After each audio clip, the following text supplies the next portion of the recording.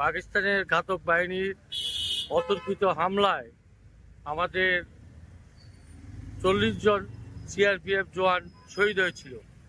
তার এই আত্মার শান্তি কামনার জন্য আমরা এই বীর দিনটিকে যে যারা বলিদান দিয়েছিল তাদেরকে স্মরণ করার জন্য এবং পাকিস্তানের ঘাতক বাহিনীকে ধিক্কার জানানোর জন্য আজকের আমাদের এই মৌন মিছিল, মোমবাতি মৌন মিছিল। কোন জায়গা থেকে করছেন এবং কারা মিলে করছেন? আমাদের ভারতীয় মজদুর সংঘ, অটোরিক্সা শ্রমিক সংঘের লেজু বাগান স্থিত আমাদের যে ই রিক্সার শাখা আছে, যার দায়িত্বে আছেন অমলদা, ওনার তত্ত্বাবধানে আজকের এই মিছিলের শুভারম্ভ হয়েছে। নাম পরিচয়।